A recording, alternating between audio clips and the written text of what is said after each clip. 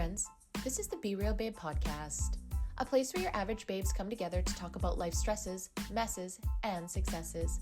A place where being yourself is the ultimate goal, where your opinion, your story, and your individual experience matters.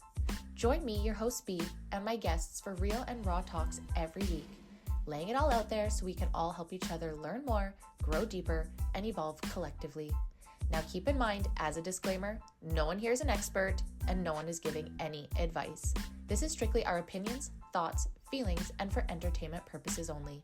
Now with that being said, it's time. So grab your drink, grab your joint, and let's jump right in. Welcome everyone. Welcome to the Be Real Babe podcast. If this is your first time here, thank you so much for stopping by the show today. I hope that you have a good time. And if you're a returning listener, watcher, supporter, thank you guys so much from the bottom of my heart for coming back time and time again. For those that don't know me, my name is Brandy. I'm the host of the show, and today you guys are on episode 212, Being Real About Female Friendships. I am so excited, you guys. I have two of my favorite girlies coming on the show to talk about female friendships today. I'm so excited.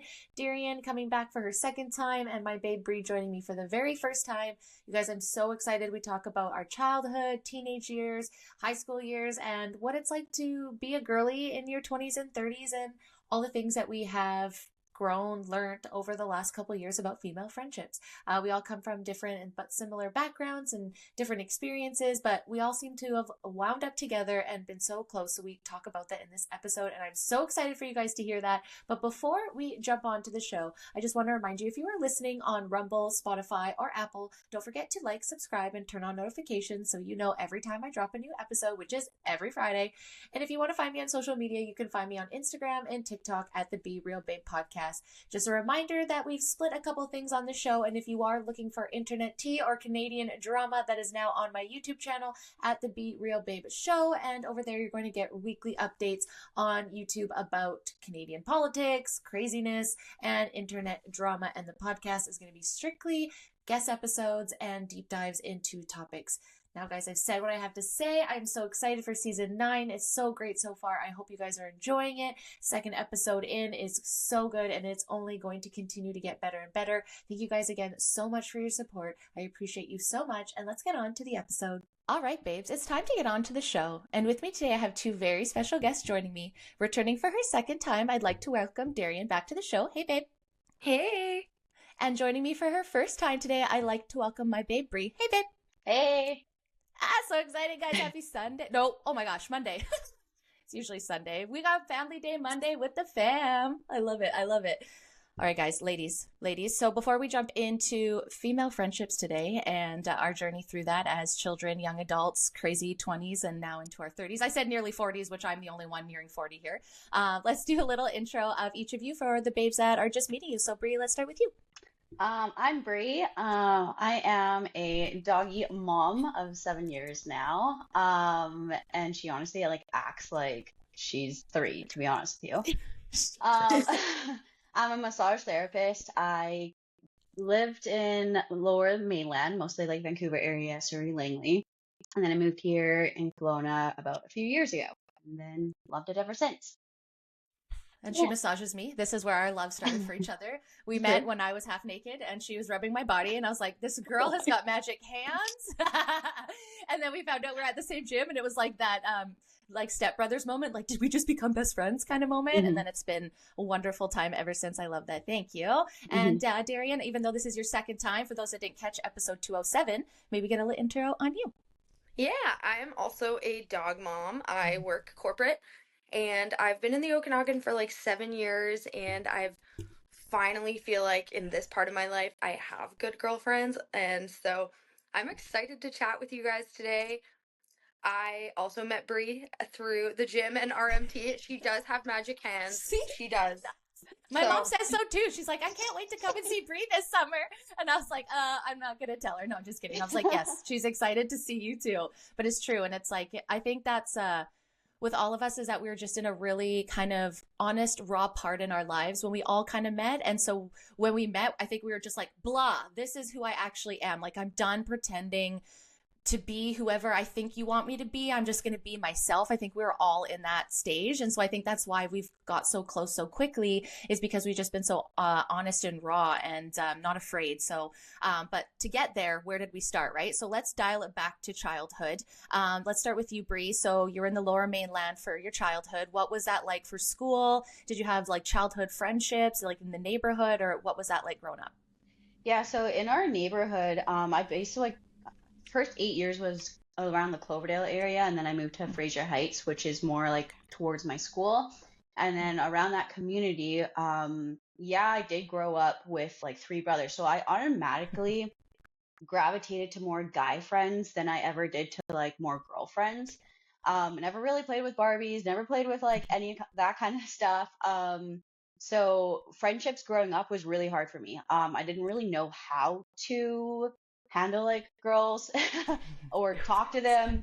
There's so much, man. There's so much. And There's so much. still to this day, I'm just like, whoa, what's going on? Um, You do so good now. You're navigating great. You're doing great, cute. sweetie. Yeah, honestly, it was hard to like have good girlfriends because I did go to private school from kindergarten all the way up to grade 12. Wow. So I didn't really disperse either than playing soccer when I was younger. I didn't really get out into the public world until I was um out of Like high an school adult. kind of thing. So we just kind of Interesting. just stuck to the same schedule. We had like the same PE classes, lunch classes, blocked off classes. So all the girlfriends that I would just kind of like hang out. And then, yeah, I was also in school plays when I was younger too. So, Oh, that's cute. that's how I kind of like built that community as well. So, Yeah. yeah, That's awesome. yeah. So when you're in private school, because obviously we talked about like I was in public school, but I was in French immersion. So I think I can relate to the like, so did you have like, did you guys all go through the same grade or did you like commingle? Because in public school, it's like, from what my understanding, not my experience, you go to math and it'll be different people in science and socials and all that, which maybe Darren, you can comment in a second if that's your experience. But for me with French immersion, I was in the all same kids, all same like 30-ish kids from K to 12. And we took all the same classes together because we're the only French speaking kids. So we only got to see like English kids in like all like in junior high when we're doing like sewing and cooking, but like PE was that kind of like as well in private school, same people, so you didn't really even get to commingle. Yeah, totally. Same type of thing. Maybe the odd class here and there is different because you in high school, like we'll probably get to that later too, but like Mm-hmm. you get to choose your own classes a little bit. But Right. when we were in school, like we had primary school The and then we had basics. intermediate, then we had middle school, and then we had Mm. high school. So we had four different schools that we actually went to Oh, with all in the same campus though. So, okay, okay. Oh yeah, wow, all same yeah, campus. all Holy same shit. campus. Yeah, Holy. yeah. Ooh, I don't know if I like that. Like kindergartners with grade 12. Ooh. Yeah, well, it was Ah. different buildings, Okay, but you're okay, okay, just okay. in like you're all in the same campus, just different I buildings. see. Okay. So Yeah, kind of like Gossip Girl where they had them kind of, or just whatever. Just kidding. Okay. yeah, Interesting. But at least it was, but it wasn't all girls. So then that's, yeah, yeah. Okay. So that's interesting. Oh, yeah, I just, when you said that, I was like, I didn't even think about yeah. public or private school all doing the same thing. Cause like, and so Darian, comment to you, what was your childhood like? Was that the same thing? Were you commingling in school or was it just like small town? Cause small town. You know, it's so interesting to hear that Brie went to a private school because I also went to a private school until Okay. grade 12. And Cool. I got kicked out of my private school in the last year though. I That went doesn't there No from surprise shock. me. grade Not at all. the school, like my town was so small as it was. I grew up in Mm-hmm. a town with 4,000 people. I was just to say, So yeah. the fact that there was even two schools was shocking. And my school was actually kindergarten to grade 12. And we didn't get to pick our classes. And we had to take, so we had 3 terms, 2 semesters. Mm-hmm. So every term, our electives would switch. So we had to take like cooking, sewing, um, and then in art. Every Friday, we were required to do sports. So that was skiing, golfing, skating. There was no school on Fridays. You had to just do a sport. And the high school I didn't, kids yeah. had to teach the younger kids how to do a sport. It's called the Fernie Academy, and it's still there. I And love so we that. had to actually, most of the kids who went there, our siblings were in the younger classes and we were responsible for them. So like at lunch, I was responsible to go get my sister and take her, and they really instilled those values in us, which was super cool. It I was an love that. amazing school and Yeah. it was uniformed, so there wasn't really much bullying, So that was super nice because everybody wore the same stuff. What are you going to laugh at Mhm. someone who's in the exact same outfit Yeah, as you? No, yeah. that's not going to serve you. Not well, no. So in hindsight, it's so funny because when I was in that school, I hated it. I hated my Mhm. parents for putting me in there. I was like, you guys are awful people. This sucks. I have to wear a kilt. Looking Mhm. back on it, I wish I would have taken it more seriously Of because course. it was such a cool, unique school. And I think it made Yeah. me like a really unique person because the class size, the maximum size the class was allowed to be was 15. So by the time I was in Wow. grade 11, there was 7 kids in my class. Wow. That's crazy. Yeah, that is small too. That's why I wondered too, like, and so when we talk to people like Grant, I go to St. Catharines where he's from, and like, there's a fucking school on every goddamn corner. And I'm just like, this is nuts, man. Like, Port Alberni is I would say not way bigger, but definitely bigger than Fernie. I'd say like probably 4 times the size. I think there's like 20 to 25,000, maybe back then, maybe not now. But same thing. Like we had a couple highs, but so very different. It's so funny how this all works out. So we had, although I went with the same classes, we had different schools. So there's like 4 or 5 elementary schools. There was 3 junior high schools. And yes, they all battled each other. And, Fast and the Furious came out for the first time around that time. So yes, there was like people with their cars revving around and all that shit. Like it was, yes. And then we had only one high school. So eventually everyone pooled together in the end. But still, when it came to classes, same kids. So the same 30 kids, we did everything together. And for me growing up, my mom was a single mom. So we moved like every 1 to 2 years. So there was no like neighborhood friends. I don't know if you guys had that much growing up. I know you're in private schools, but outside schools, was that something you guys had? Because definitely wasn't for me. I had my girlfriends inside of school that, like I said, in my French immersion class that we got really close and we were besties through all of high school, or sorry, junior high. And then high school, you meet all these different people and you change. But did you, like, Brie, did you have like girlfriends? I know you had boys. Was there anyone around your neighborhood? So I grew up into like after the 8 years of living into like a Fraser Heights area. I grew up in like a community where like we had like all the guys, all the girls on like we went to different schools, but then we Oh, also some of us went to the same school. So then we would all come together and then we would play like I don't know, like kick the can or like yeah. street Red Rover. hockey or something, well, whatever Yeah. it was. And Yeah. so that was a kind of cool community base and it was kind of like it wasn't even a block, but it was like a whole 2 blocks of like just kids just like into the community.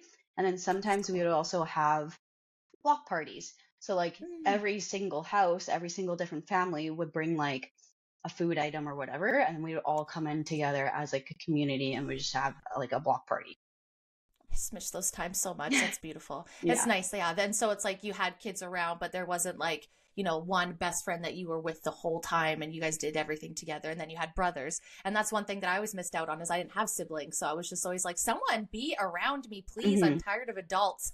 Mhm. And so Mhm. I was always trying so desperate to have friends all the time, like just go make friends with any kid that I could possibly find. And what about you, Darian? You had a small town and you had obviously a very close in school. Were you close with anybody or were you like so focused on taking care of your sister that you didn't have maybe other friends, or was that like? I actually had when you ask this question, it takes me back to like extreme nostalgia because I am still friends with my neighborhood block friends. I have friends who I met in kindergarten who I still see once a year to this day. And Fernie was one of those places where anybody who grew up there will tell you there's not a single night of the week the kids aren't at what we called Rotary Park, Mm. and there was this train there and all the older kids would climb the top of this old train and like sit up top and hang out, and like it was the very first place I ever tried weed was at that park. It was the very first place I ever had a drink was at the Fernie gazebo. If you ask any person my age from Fernie, they'll be like, oh yeah, we hung out at the gazebo all the time. Like it was just known. After school our parents would be like, they're either at the gazebo or they're on the trails, because Fernie was like, there's all these trails along the river there, Mhm. and there's little spots to hang out. So you'd text your parents and be like, oh, I'm going to sit by the river. And it was just also a common occurrence where I grew up to be biking with your friends down the trail and bump into a grizzly bear, and need Yeah. to pick up your bike and be like, whoa bear, whoa Yeah. bear. Like we not only bonded through fear Yeah. but through just being close, and like Yeah. it was just a common thing where I grew up. And I think that shocked me when I moved Mhm. to the city. Like there was no kids really like playing on the street anymore, whatever. And yeah, maybe that was like part of like the internet thing coming in, Technology too, yeah.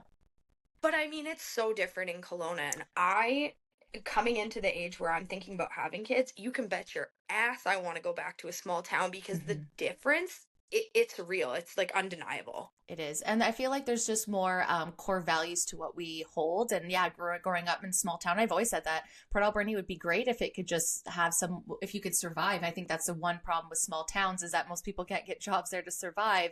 And that's why they don't. But yeah, same small values. It's just in big cities, I feel you get lost.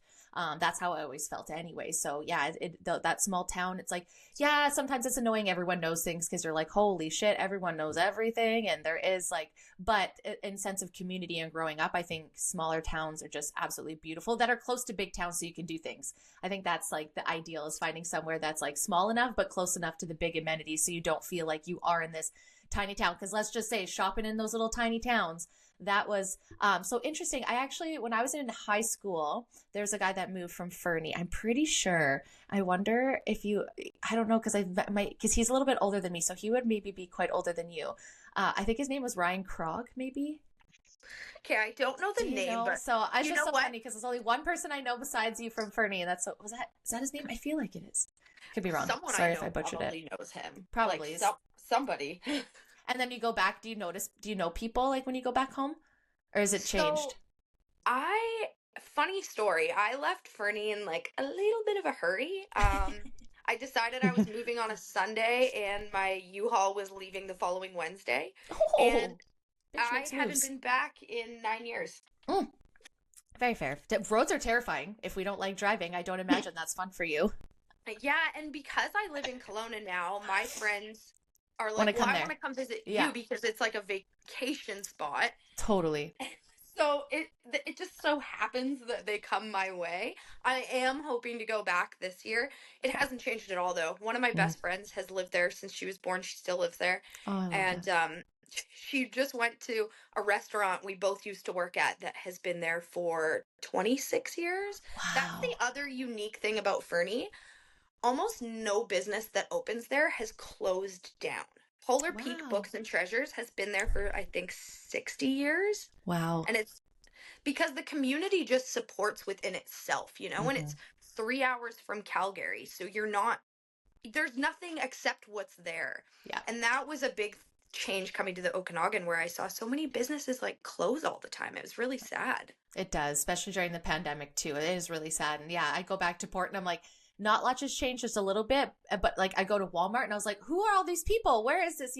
But Port Alberni is a whole different thing on its own. Okay. So growing up, so we have no friendships, me kind of a friendship, but limited to girl groups. Like I didn't have the girl group because like, all of the girls that were put together, they're all different. Right. So it's just, and we didn't get lots of different varieties. So small girl groups, Brie surrounded by boys, totally fair, totally understanding. But at least you had like, block parties and the idea of community too. So we weren't like completely alone. Now let's get into the more awkward junior high school. So Brie, is that like, did you have like elementary or was it more like 2 junior highs and then a high school? Yeah. So we had it was like intermediate, then middle school. So middle school was like 6 to 8, grade 6 to 8. Okay. And then grade mine was 9. 7 to 9. Okay. So yeah, kind of similar. And then even then it was still kind of like elementary school because you're still like going to the same school, same classes with some people. Some people would drop out or like their parents would pull them, go to a different school because it's public school. Enough said with that. And then some people would come into our classes. So there was only like a small group of us that actually grew up from kindergarten all the way to grade 12. So in that like middle school time, there were so many changes that were happening. And then we had like the electives, like if you wanted to do like guitar class or you wanted to do like piano class or stuff like that, then you could have those electives to go into. And then like Darian was saying, you have the cooking classes as well.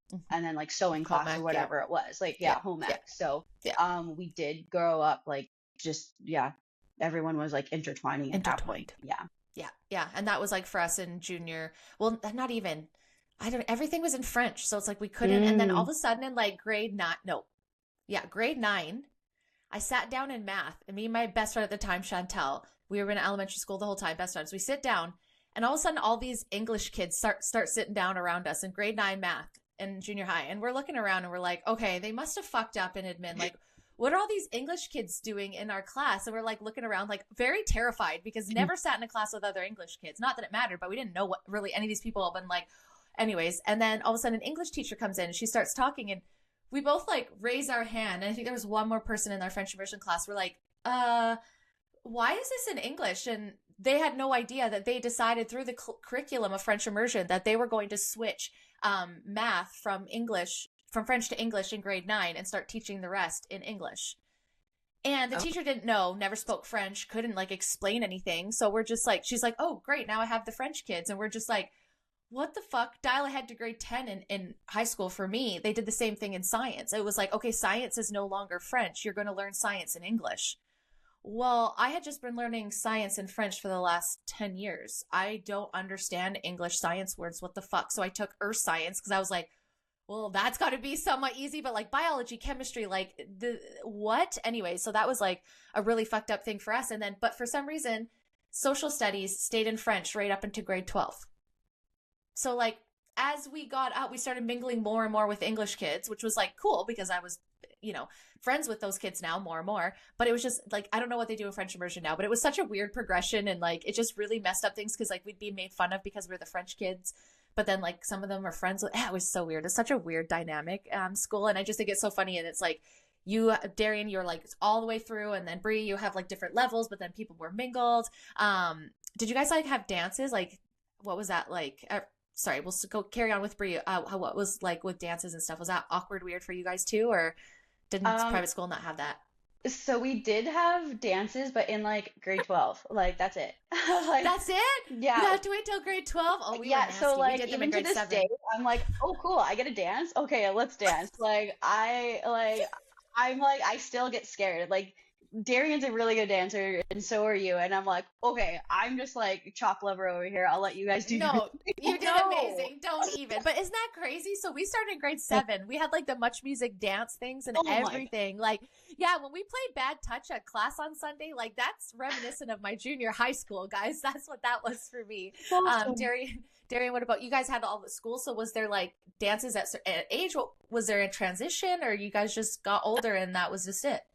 So really interesting again. Like my Fernie. school was the principal who opened my school. She owned it. She was the principal. Her family was very German. And so Okay. we had dances, but they were full family dances, and we had them twice a year. And it was the kids, the parents. They had a full live band or DJ. They did father-daughter dances. It was wholesome. Like it was usually a cute. dinner. There was door prizes. So we didn't ever really get like the grinding or anything because our parents were there. Like, so it was very fun. But Yeah. I grew up with my mom was really young when she had me. And so like dancing was something we did in our house all the time. My mom, if she had a bad day at work, she'd come home and be like, we just need to shake it off. We're going to dance it out. I love Yeah. that. And so I grew up I wonder where you get that always from. dancing. And Yeah. like I loved the school dances. My parents loved to dance. So we would all dance together. Like my mom would dance on the dance floor with my friends. So I love dances that. were like a huge, like I think back to the snowball, which was Yeah. something the Fernie Academy did every year, and it was like formal. Like our parents, we'd wear like grad dresses, right? It was a formal dance to raise money for the school, and I just looked forward to it every year. We did the father-daughter dance. There was, you got to sit with all of your friends. So we didn't really have like traditional dances, like the Much Music one sounds way better. And you couldn't There was really get something. away. There was something. You couldn't get away with anything because you were like your parents were there. I remember I did have my first kiss at one of the school dances, and it was outside in the snow, not during a dance, because we had to like sneak away from my parents. You badass. All coming out now. Mom, don't watch. You're a precious little girl. Just kidding.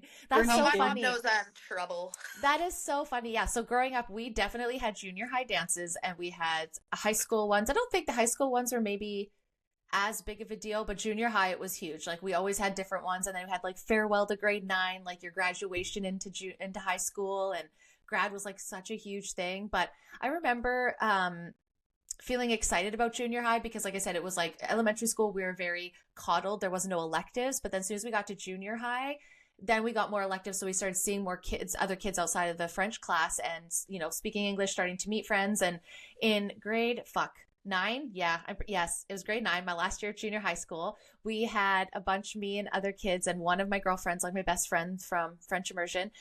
We all decided, because we had drama first block, that we wanted to get stoned before we went to drama class. And I'll go and get baked and go to drama because it was such a fun class. Like, it was such a good group of people. Most of us were stoners. It was just a really fun time. A lot of people were characters. We're like, why the fuck not? I don't know. Anyway, so sure enough, someone fucking called us out and we started getting called up one by one to the principal's office because someone ratted us out. And if you bet that my last name was Vancha at that time and I was the last, but the one with the most anxiety, you would be right. Nightmare, got suspended.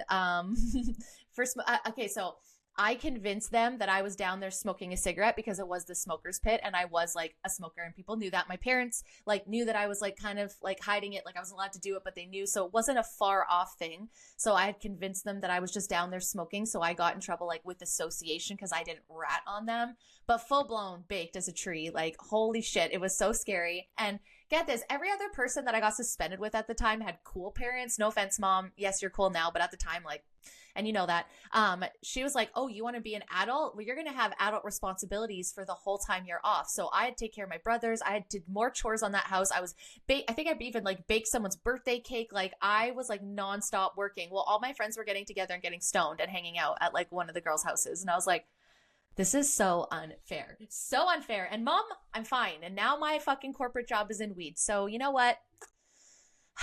Our story starts somewhere, kids. You just got to keep believing yourself. Just kidding. But yeah, so it's like super interesting for me because at that time it was, like I said, new girlfriends. So it was a whole idea of what girl friendships were, like big girl groups. And that's when I started realizing like the popular and the hierarchy as I started going into high school at the time too, because much music and all the sorority stuff was coming out. Let's go into high school. Brie, what did you have? Like, did that change for you? Or are you just like still same thing? No real close friends in high school, no girl group, kind of at the moment, just studies, soccer. I want to go back to this weed thing though. Like, I didn't get introduced to this until like probably a few years ago. So like, I love that, you innocent soul. I am like, I'm so proud of you. Maybe like probably 2020, 2021 is when I like, okay, I'll start to like dabble into this and like smoke it for like bed or whatever. But yeah, no, grade 7, 8, no, I was not having that. So 13, fucking Apple, like full blown pop can, taking our bobby pins and fucking. I don't know. Hell yeah! I'll try and go back and find you guys pictures. Oh my I'm sure I have some printed somewhere. And we used to go camping and we would hotbox the tent and we'd take the cameras and we'd go like this as hard as we could so our faces would flap around and take pictures. I don't think I've ever laughed so hard in my life. I'll have to do that one day. We'll have to hotbox one of the bathrooms and do those pictures like with the old school camera. Yeah, no, I've been literally a stoner since like 13, 14 on and off. Yeah. It's I love I'm from the island, man. That's what we did. They were just hippies. You had to live by it. That's funny. It's so cheap Same there. here. Right? I feel it's just like a hippie thing. But you grew up in private school in metropolitan Vancouver, right? And so many people, no offense, would get mad when people are like, oh, you're from Vancouver. I was like, no. I'm from the island. Those are two different worlds, completely two different worlds. And like same with the interior in BC though, but same to Okanagan, right? Like I feel like the interior is more like the island and the Okanagan is more like Vancouver. That's kind of like a blend of the both. That's how I feel. But yeah, good for you. It's good for your brain. Probably shouldn't have done that, but here we are. Don't do drugs, kids. That's hilarious. Yeah, in high school, I now have like 2 good girlfriends. Like we're always hanging out with each other, even after school. Like then we start to get like your L and your N kind of thing, like your driver's license. And so big deals. One girl was always like before us. And we all had like the same birthdays, like within like a week or 2 of each other. So then she would just like start driving us around here and there places. And then, so yeah, we would always like hang out afterwards, do like crafts or whatever. And so I had a good group of girlfriends going into high school. Nice. And then like we did like the same activities with each other. Like 2 out of the 3 of us, we like played soccer. So we were kind of on the same soccer team. Her and I actually spearheaded the high school soccer team because we're like, okay, well, we want to start something because our school was so based on volleyball. We would always win all the volleyball provincials and everything like that. So I wanted to do something that was like more my sport. So I was like, okay, Yeah. if we can get a group of girls to like play soccer, let's do that, even if it's just for I love fun. And did we suck? Absolutely. We came dead last, and but Who it was cares? still so much fun. So And you yeah, did it though. You seen yeah, something and you did it, right? Like hmm that's got to be empowerment and you did it together. And that was like probably proof to show that like, I could do a lot, but I could do a lot more together, right? Whether hmm who cares? Who cares what the outcome is as long as we're having a good time. So that's a really good, I think, lesson at that early age to be like, fuck it. And that's totally. what I do think is like the one thing that I do like about like the opposite. Like I do agree with you, Darian, where the uniforms are great. But one thing I liked about not having that was being able to be so expressive at that time in the 90s with fashion, because I feel like the 90s was such a fucking crazy time. Like I literally cut the side of my t-shirt and I just like pinned it with like a million fucking safety pins down the side. And then I thought that was cool. I should have been in a uniform. You wild child. I was so weird. I'm so weird. Little Britney Spears A action. little bit. Oh yeah, that was the time. Yep. And yeah. Oh, gross. Anyways, Darian, for yourself, like, so you're in the same school. Do you guys like do anything different from the younger kids? Like, what defines the difference between the ages, or was there? Well, high school is when things actually shifted for me a lot because a lot of my friends had negotiated with their parents to go to the public school. They were like, Oh, I okay. want to go to the public school and wear what I want and, Mm. be in a bigger class and experience other things. And their parents said yes, and mine said no, like Oh. dicks. And so my two best friends went to the public school, and that's really when things changed because when we were all in the same school, we hung out after class all the time or we'd make plans together. Then they were all of a sudden at this different school and we didn't have like the cell phones or the Facebook yet. So it wasn't like we could be in constant contact. And then they became the cool girls. And if you were at the private Yep. school, you were not a cool girl. No, And I see that. my best friend who I'd had my entire life all of a sudden was like swept off by these popular girls and stopped hanging out with me. And then when we did hang out, she was like, it sounds so trivial now because we're still friends, but she was like, oh, I can't tell anyone I'm hanging out with you because they think you're really lame and like your school's really lame. And so we would hang out almost like more in secret. Oh no. And then I just felt like weird. So then I became friends with like the less popular girls at my school, but they were the only girls left. And I saw how they got treated by the popular girls. And then now we're in high school, the dynamic's different. Like now boys are involved, there's competition for attention. And in Fernie, like the thing to do was the hockey games on Friday nights. Yeah, And there we was had this that. The section Bulldogs. called there was this section called the zoo. I don't know why. And it's where the cool kids sat. And then there was this whole like sometimes there was actually like physical fights. Like the girls would fight because a girl who wasn't cool enough to sit there would walk over there and get punched in the face or a pop poured on her. And that was like the first time things started to change really, really quick. Hormones. And then I was like, holy crap, I hate this school. And it impacted everything in my life. Like I was now being bullied.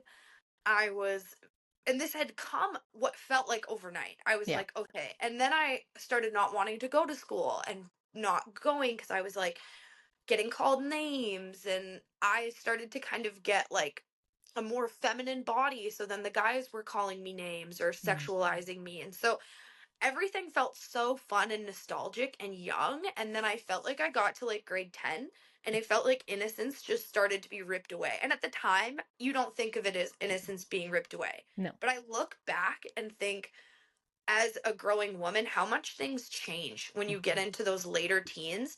And up until your like mid 20s, you enter in like the vortex of like female change. Yeah. Oh my gosh. Yes. And expectations, I think, too, right? You have these ideas going into adulthood, what they should be like, and what the media and what you've seen. And it's just not like that. And you're seeing cattiness and you're seeing all this. You're like, holy shit. And you're trying to figure out who you are and getting mad about everything and so much angst and hormones and built up. Yeah. High school is a weird time. That's why I just think right now with all the crazy that's going on, it's like we all go through it. everyone goes through it. I think that's what you're supposed to go. Your body's changing so much, your hormones, you've got so much going on, you've got so many emotions. And if you're not taught how to regulate it because maybe your parents didn't know, your people around you don't know yet, you just mask with addictions or lash out, and it's just kind of crazy. And I feel so sad for girls at our age at that time, because I think it would have been nice to have, as much as social media does suck, it would have been nice now as adults that we see the commonality. It would have been nice to see that back then, right? Because it was so scary to admit those things. Like, you didn't want to go to your friends and feel like saying like, oh, I just don't feel like I'm pretty enough or I'm good enough or whatever, right? And definitely had the same thing. And we're all in the same high school. There was the cheerleaders, right? So obviously they were the popular girls. And I was just kind of friends with everybody, right? I just was like that person. I feel like I was like, not the class clown, but like, kinda, obviously, if you know my personality now, is still kind of the same, right? Just kind of friends with everybody. So I wasn't like the popular girl, wasn't, but I was friends with some of them, and because I'd gone to some of the schools. But that's when I started seeing the hierarchy and how kids would act out, and I knew their home lives, and I'd see how they were at school, and I kind of wondered, like, I feel like I developed like empathy in high school though, because I would see both sides of the scale. And I was a smoker and a stoner, so we were down at like gross smokers pit, and that's where our friends were though, and that all the like I thought the cool kids were down at the smokers pit. Like, I didn't want to be the, no offense, cheerleader, and that, like, I didn't want to be a part of that. Like, I wanted to be more with like the outcasts, and not outcasts, but what I thought were outcasts, or what we thought, because we're smokers and bad kids, and we didn't listen. You had to stand right on this. You couldn't go over this line to where you're smoking, and whatever. The kids that partied and drink and did all those kind of things, The But that's what smoke was cool. pit in high school was like a cultural shift. Because Yeah. I remember the kids who hung out at my smoke pit. Yeah. Like, I remember, everybody was like, oh, those kids, with the Osiris skate shoes and the big colorful hoodies. And you're like, Yes. ugh. We had bandanas and like visors at some point too in junior high.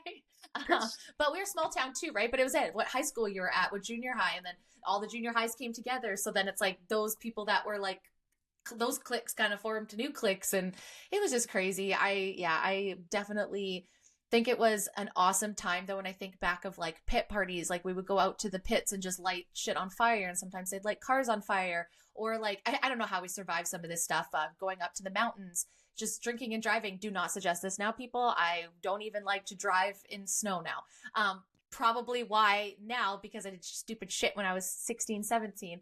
But I really felt like that time to be a teenager, and in that time frame, like the late 90s, early 2000s, around the same time, I think that was a time like no other. And as much as I look back and think of all the pain, I am so grateful that I was we were some of the last generations to not have social media and truly just deal with our shit locally and personally, and not like blow up on TikTok and stuff like that. So I look back and I think, oh my God, it was so awkward and weird. But I think, well, fuck, I'm so glad it's not on TikTok though.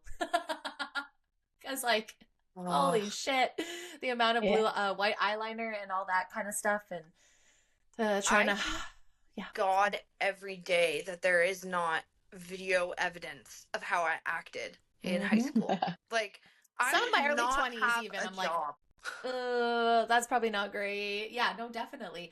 But for me, I think that what convoluted what friendship was for me growing up, and then leading into maybe choosing not the greatest people in my adult life, was I think I looked to Hollywood as what a representation of a female group friends should be. It should just be getting together and parties and shopping and da-da-da-da. It wasn't like helping each other go through the dark shit, and like, yeah, being there. But like, so I think growing up, I always thought that I was missing out because I didn't have these like big fluffy friend groups that, were friends from kindergarten all the way up until they're all getting married, and they go to pick their bridesmaids, and they're all their friends from the past. Like, I think that really skewed me. So when I came into my 20s and 30s, I was looking still for that group of friends that was like, that was going to be your bridesmaids, without understanding that like, it's the quality in the friendships and how they show up for you and all that, versus like what they can give you on the outside, if that makes sense. I don't know if you guys felt that way, but I was trying to go back and like, where did I get this weird dystopian view of what a girl group or a girlfriend should be?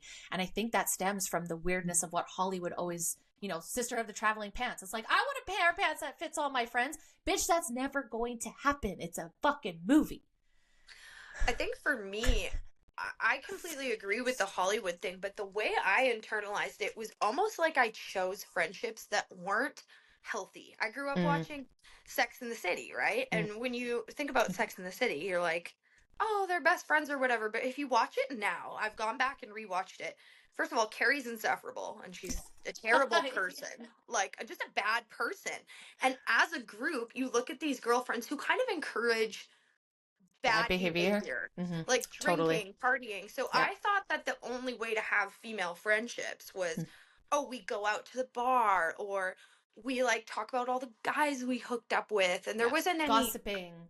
yeah. And Mm-hmm. so I, and I grew up, you know, unfortunately, I suffered from addiction for a little while, and so did some of my friends. And so the ones who we drifted apart were because we kind of encouraged each other to do Yeah. it. We Yeah. never said like, "Hey, I want more for you." It was like, "Oh, you're picking up drugs? Well, then I'll do drugs too." Mm-hmm. And so my version of female friendships, I looked at it a lot through the lens of addiction. I was like, Yeah. "Oh, my female friends are who I party with. Like, Yeah.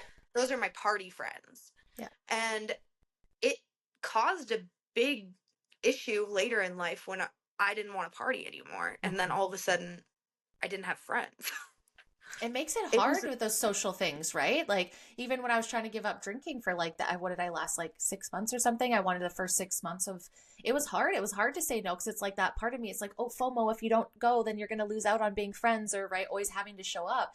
And that's one thing I love in our friendship now is the understanding in our groups of just like for anything that we do, like, oh, you're tired. Oh, it's a mental health day. Oh, you're afraid of driving in the snow today. Oh, your dog's not feeling well. Oh, Benji's not yelling at you all morning and you just want to have a nap.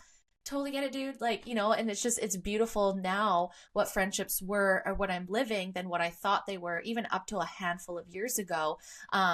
And I think that has, again, attributed to meeting girls like you and just being, both of you, like being completely honest and real and having the hard conversations and, you know, and like one of my favorite things about Brie when I first met her is like on New Year's, we'd only known each other for a couple months and you're like, hey, tell me the best thing and worst thing about me. And I was like, ooh, I was like, and like, okay, well, you asked, but I'm going to try and sugarcoat it because I can't say anything mean. And I was like, I love how honest that you want to be about it.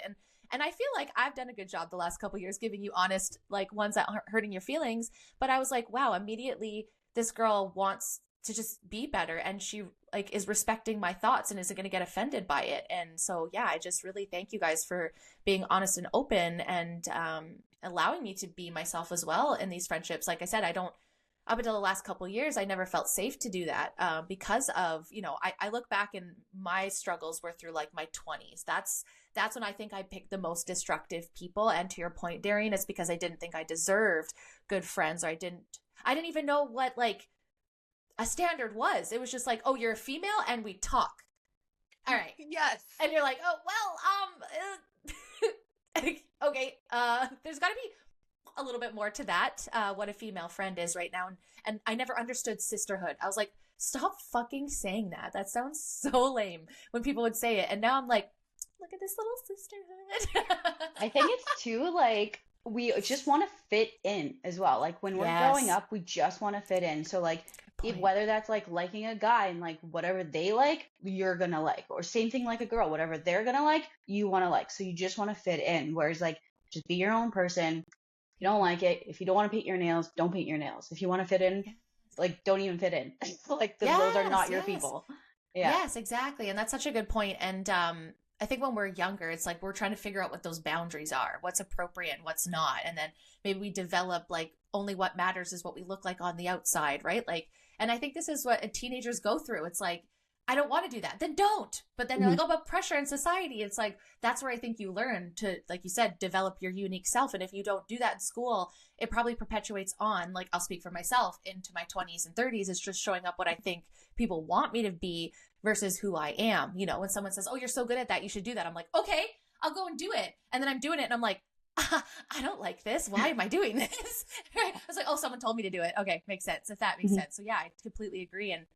And so let's go into early 20s. So when you graduated from high school, Brie, were you still friends with those people? What was that like 20s did you start going to the bars where you're like, breaking out of private school, it's time to take all our clothes off and go party? No, I'm just kidding.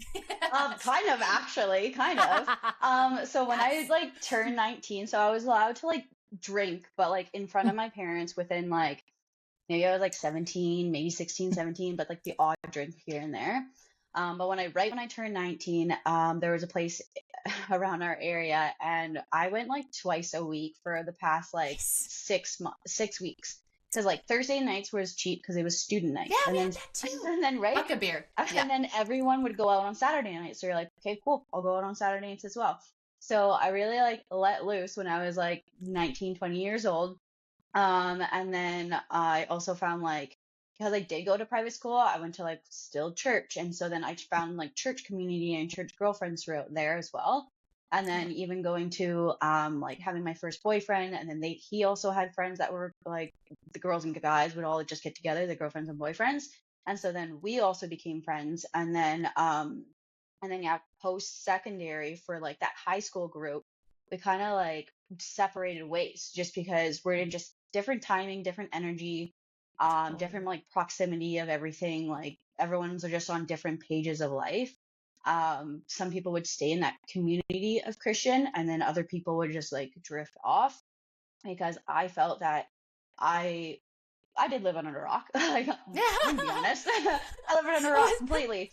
Yeah, and I'm still learning to this day. Like when I was learning about sex and stuff, I was like, asked my best friend at the time, like, how do I do this? And then how do I do that? And then she was just like explaining it to me, whereas like, yeah, you learn that like the birds and bees or whatever it's called. Of course. Yeah. But you don't really learn about it until like you really like a guy and you're like, oh, now we're going to this next step. This and is I'm like, real. I don't know how to do this, and I don't want to talk to my parents about this. Like, ew, that's gross. So, Mom, how do I suck dick? yeah. I mean, I probably asked Lisa now as an adult. Just kidding. So funny. But not when you're a teenager. No, and that's what those girlfriends are for sometimes, right? So it is super important to have that.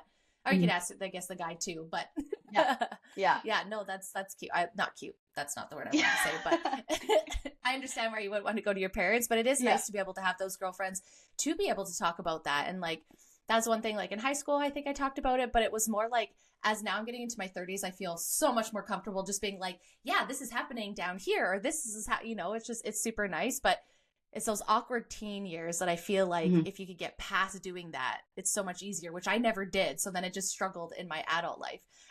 Darian, for yourself, outside of once you're done high school, do you stick around, or where you're like gone right away? I pretty much lost all of my female friendships for a few years after high school because I moved out of my house at 17. I got in a fight with my dad, packed up, and moved in with my boyfriend, and went to school, graduated living with my boyfriend, and his parents were addicts, so it was common we'd wake up in the morning and they'd be doing, drugs, having coffee, and he was a dealer at the time. And I was 17, cheap. And he was, I'm sure he's different now. But back then he was really abusive. Like, he was an angry kid. He grew up in a miserable house, and I'd lost a lot over the last few years with my family. And like, my friends straight up said, like, I don't want to see you get punched in the face at 17. And that was common. We were the couple at parties where he would punch me in the face. I'd punch him back. One time I bear sprayed him while we were driving. So I didn't have like close girlfriends at that time, and I was fully isolated. We moved to Vancouver together. Just the two of us, lived in a basement with 6 other people, had no money, moved back to Fernie. And at this time I had one friend who kind of like was my ride or die, and we had gotten in a big fight when I moved to Vancouver with him, and we stopped talking. And I texted her before I moved back to Fernie, and I said, hey, I just want to clear the air. You're my only friend that I've really ever had, and I'm coming back, and I don't want things to be awkward. We don't have to be best friends, but I don't want things to be awkward. And she held so much space for me that it changed my life. She responded and said, hey, it sucks that you're still with him, but I'm glad you're moving back, and I'm really sorry about what happened between us. And we had this bond because in high school, things were falling apart, and we were the only 2 kids getting called out of the classroom to go sit with the social worker, to talk about our home life, to rat out our parents. And so we'd seen each other in like the hallway, and they'd start asking us about our parents because they were trying to take custody away from our parents. And so they'd ask us questions like, hey, has your mom used a substance like this at home? Or for her, like, have you seen violence in the home? Hmm. And we would both say yes. So our lives were falling apart and we really needed each other.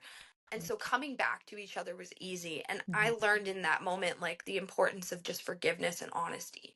And And her grace. being able to forgive me, and we connected again like nothing had happened. I got back to Fernie and she was there for me. She didn't abandon me. Even though she hated my boyfriend, she hated hanging out with us. She would still come with me because she's like, I'm too afraid something is going to happen to you. And that showed me what a friend was.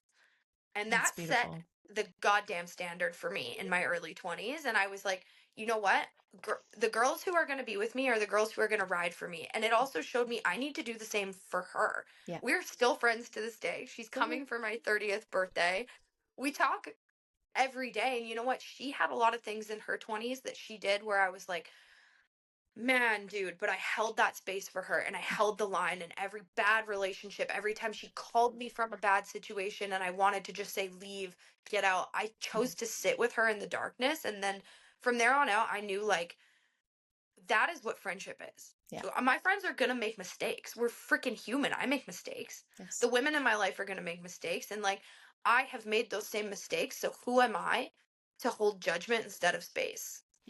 Totally. It's such a good point. And I think too, like, and there's like a fine line, I think, to a boundary to that I think people have always played with, right? And just it's learning how to be respectful and be a good friend, but always being there. And I think it's just depend on what kind of destructive behavior, right? It's like if, you know, one of you guys are spiraling doing your own thing, obviously I'm going to let you do your thing if it's not destructive. But if I'm like, hey, this is like damaging behavior, or like, hey, what's up, or what's going on, right? And just like getting to the core of it, I think there's like, to your point, you had friends that you think are friends that are just enabling you because misery love company, right? And so I feel like I had that where it's just like if I was doing drugs and partying, we were all doing that because we're all escaping reality, and it was fun and it seemed like fun and it was a good time, but it wasn't. It was escaping stuff, right? And sometimes I feel like people aren't going to knock you out of it because they don't want to get out of it yourself. And then when you start getting out of it, then they start trying to tear you down, or you're the problem because they don't want to admit their own stuff. And I think that's a lot of what I've kind of come up to is like, I've trauma bonded with people through the same situations and something like that. And then it's been hard to, when I'm trying to heal from that, to not get upset with them and their healing, but at the same time being like, well, you're kind of still stuck in there. So I got to move forward. But if it's just personal destructive behavior where it doesn't really affect too much, like completely agree with that. But like, because that's what happened, right? She was just like, I don't love what you're doing right now. And I don't love this guy, but I love you. So I'm going to always be here. But yeah, I think it's always fun, like fine line between wanting the best for your friend and then also just like, it is your life. It's just like with your spouse, right? It's such a fine line. It's so true. And the boundary thing is really important. And I think that's something that needs to be talked about more with female friendships because there does have to be hard lines. And as I've gotten older, I've realized what my hard lines were. But I didn't have any hard lines in my early 20s. And then that put me in situations where, you know, I was in danger because I was like accepting so much bullshit from this. That's what it was, bullshit. Someone who pretended to be my friend and fed me these lies. And yes, while I wanted to be there for her, she wasn't also being there for me. So it was learning reciprocity. Like, what am I getting from this? What I'm giving? Am I in danger? Like, is this going against my core values as a person? And does this person care about me? Like, one of my longest standing friendships ended when I got clean. And I had said, hey, I don't want any drugs this weekend. I don't want them to be brought up. That Hard boundary. don't do it. That's the hard line for me. The first thing that happened when I showed up was, hey, we got a bunch of coke. We have not spoken since, and it has been 9 years. Because I was like, you don't care about me. I set this line with you versus my other friend who was like, hey, I do not support you doing this. And I'm not coming with you. But I've got your back. So it's like, it's learning that reciprocity and learning where your values are. And I think it comes with time. Yeah. And experience. right? So if we didn't have these experiences in younger life, then we're experiencing them in their 20s. We learn, and I think that's by the time you get to 40, you're just like, fuck it, and everybody. Seriously, that's what it's starting to feel like. It's coming up to the 2 years. I hate to say that, but this is really awesome. So going into like our 20s and our 30s as we're adults, what are some things? Let's start with some red flags. Brie, what are some red flags that you've seen in maybe some past relationships that maybe have now put up some boundaries of what you won't accept going forward with female friendships? Do you have any red flags? I think it for me is just like complaining about the same thing but not doing anything about it. Um, Insanity. it's just like it doesn't make sense to me. Like I'm a problem solver, so if something doesn't make sense, I'm gonna do it, and I'm gonna do any other way that I want to. Even when I was on the phone with like some sort of like bank or whatever situation, I'm like, you know what? Like this doesn't make sense to me. Can you explain it again? And I'm like, okay, well, explain this again because you gotta put it in dumber terms because you need I to need to discover know. it. I need to know. And then so like even like with the female friendships, it was like setting those healthy boundaries where like, okay, talk to that person. If they're not willing to like change it, then you're like, I can't put that energy or time out for you because that's just like too much energy for me. And so Mhm. like I just have to put a good boundary across the board of like, okay, I don't want this in my life anymore. So I had Yes. to cut some ties off with some people that no longer serve a purpose for me. And like, why would I Totally. want to see that? Like, because it's not even in my future. So yeah. Totally. And I think what we see too is this like, I'm here to give advice. I love talking. I love here supporting. But it's like, why are you asking me this if you're completely doing the opposite Hmm. and then completely being negative about it, right? Like, if you're giving advice and you see that they're fucking trying, like there's some people I'm like, yeah, and I'm like, I see you're trying. I see you trying. Like Hmm. you have, like we said, grace. But when it's continual and it's repetitive and it stacks and it stacks and it stacks and it stacks, it's like, I'm not your dumping ground. I think that is like anybody that just dumps and then exits. And I Hmm. think that's for you what it was just like, okay, there's all this dumping, but where is there any ability to try and pick through some of this garbage here? And so that the next dump maybe isn't so much. It's like, I'm not your emotional fucking punching bag. And I think that's like I told you, your worst weakness is your big ass heart, but it's your Yeah. strongest one, right? Because you're so willing to take those beatings. And finally, it's like to see you be like, enough. Like, enough. You're actually see the life drain out of you when someone is like that, right? Yeah, it's Is that also fair? like stop playing the victim card too. Like go Yes. internally and figure out what's wrong with you and then go from there. Like Yeah. I'm a person, like I said, I'm like we're all problem solvers in this group and Yes. like Yeah. well I'll go on Google before I'll ask you guys. Or if it's like a quick answer, like Fair. if it's a quick answer, then I'll like get it from you guys too. But if I need to Yeah. figure it out, I'm like I want to figure this out so I can like tell someone else about it or whatever it Mhm. is. So like Yeah. just stop playing the victim card and then keep on going. Obviously, we all complain, we all like we Yes. need to vent and like that's Of course. completely normal too, but there's a point into a degree that I just like can't put up with it. Yeah, it's just like Yeah. negativity loop, and you're just sitting there and you're trying to kick them out. You're like, Yeah.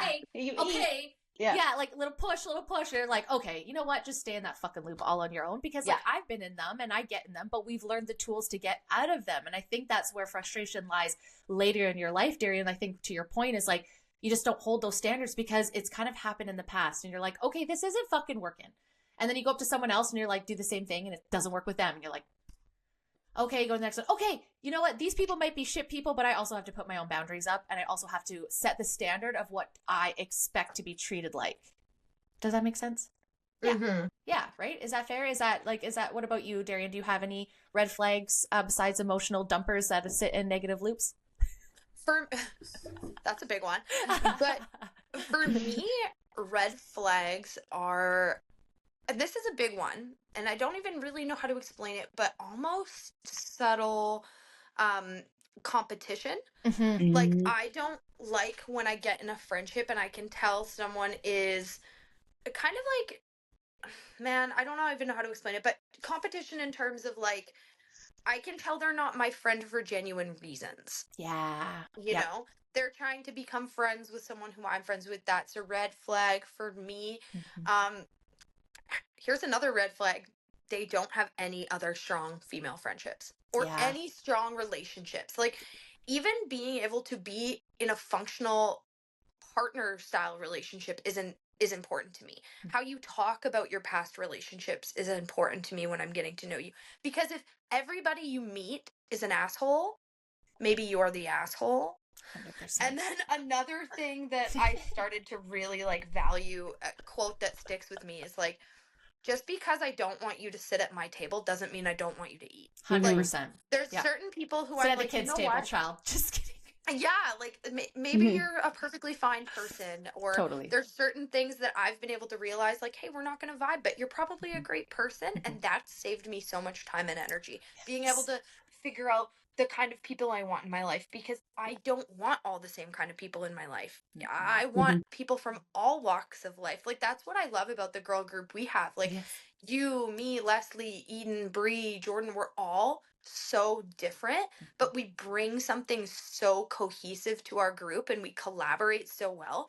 And there is no competition. Like, that's something I really value. We're all doing things in our own realm that make us excited, and we can bring that together and like light a fire under each other. One of the things I love so much. Yeah, and one of the things I love so much about you and Brie is you guys do challenge me. We've all said to each other, like, hey, is there a different way we can look at this? Is there a different way we can do things? And that to me is everything. I don't care about how much money you make. I don't care about, I don't care about a lot of things. I think in this year we can all say some of us do care about politics. Like, Yes. I used to be able to say I don't care about your politics, but I really can't say that anymore. You guys, I've got them all. I'm building a cult. It's happening. Because it's infringing in our lives, right? So it's hard to have a conversation with someone that doesn't get how bad things have gotten, and they're just so focused on their own lives. And you're like, it's so bad right now. If you can't see that, you are very, very inner focused right now, which could be a bad thing, could not. But I just can't converse with people that just say like, oh, Orange Man bad, or Trudeau's so amazing. Like, sorry, I just like I tried to, and I'm going to be respectful. But when I'm getting down to brass taxes and want to talk about real life shit, I want people that are going to be more open than the mainstream talking points. So that is a big red flag for me, is anybody that says mainstream talking points. I'm like, okay, you're so busy in your life, or you're ignorant or whatever, that you don't read past the headlines. Therefore, you're not getting into things very deep, which is okay. I've been there too. But I want to surround myself with people that are, so that we can have a better like place for our future. We are in our 30s going into, it's time to be adults, in my personal opinion. Sorry, carry on. I'm curious for you guys, like, have you found as you've gotten older that you can't, like, for me, I can't really be friends or hold friendships with people who don't keep an open mind or aren't willing to change their opinion. That's a big thing for me now. Like, I don't care if someone comes to the table with a different opinion than me or whatever. It's the ability. Can you change your opinion when faced with new facts and information? And when people can't do that for me, now that is a red flag. And I'm curious if it's the same for you guys. You go ahead, Brie. Yeah, I mean, absolutely. Like, I like hold no judgment because of everything in the past though too. So it's like if you come up to me and say something else, I'm like, oh, like my brain is turning into thinking something different. Just like when Brandy came to me and told me something different, and I was like, oh, okay, because like I didn't think about that, because I always like, this is it, this is how it is. And then when other people come intertwine into your head, you're like, whoa, okay, so like now I can start thinking a little bit differently. So yeah, thank you. New patterns. Yeah. New patterns. I love it. Yeah, It makes me so excited when you guys are like, I lived this, or I thought about this. And that's what it is. It's being open. And I think that's a red flag to me, is people that cannot admit any fault. So if I hear, like you said earlier, where someone's just saying, oh, this person, this, and I used to be that person. Holy fuck, was I ever the victim? I was that person. Everything happened to me. My parents were divorced. I have alcoholic father. There's drug addiction. There's divorce. There's this. There's there's all these things. All this shit happened to me. Why me? Why me? And now it's like, I'm in such a healed place. I'm like, I'm so grateful for these things. I'm so, and so now I know I've come to that where I can emotionally regulate a little bit more, with the understanding of like, it happened to me, but for a reason. So if some people come to me and I notice that they don't emotionally regulate and they just freak out and they're in that victim mentality, it's not that I wish them ill will or anything like that. It's just how you show up will depend on how I show up and what version of me you're going to get. And I've cultivated that, not to say that I have masks and I try to be different. It's that I'm not going to sit here and waste time with someone that is just so close-minded into what they know. And again, I used to be one of those people that I know it gets nowhere. I'd rather spend my time and with green flags, or people that ask questions. We're talking about green flags, right? What are people that ask questions, people that are honest, like, oh, I fucked up. I remember, no offense to my ex-husband, but he used to, get a little bit worried about when I'd say, like, I was trying to talk to a financial person one time at this event, and she was like a banker. And so I was like, hey, I fucked up my finances. Help me. And he was just like so distraught that I had brought up that I had fucked up my finances. This is so embarrassing. Da da da da da da. And I was just like, but how do I get better? Like, how is it? I was so young. Like, it doesn't, you know what I mean? So, like, to me, a green flag. And I think that's why I loved you guys the most is you were constantly asking me questions about things that I would say instead of like hitting back with like upset and your emotional projection onto me. You'd be like, oh, can I understand that more? Or I thought something different. Like, oh my God, you opened my mind. And that's all I want is people just to create new pathways. So green flags for me are people that are open-minded and that, like you said, Brie, open your mind to new pathways and make me think differently. And it's jarring at first when you go through your awakening of like, this is how life is, to holy fuck, we're a hologram. I don't even touch water. It's just cold. And that's how I know it's wet. Like, what is going on? AI has actually been here the whole time. It's just now into our fucking presence because everything we're just coming, but like, I love that kind of shit. I love talking about like give me a conspiracy theorist. Let's talk forever. I'm not going to say I believe everything, but if someone's like, oh, that's a conspiracy and I don't, I'm like, okay, you're no fun to talk to. You don't believe in fantasy fun or anything. And if they're like, oh, tell me about this next conspiracy, I'm like, let's talk, even if it's real or not, right? So those are some of my green flags is to the opposite of yours, like people that are open-minded that want to ask questions.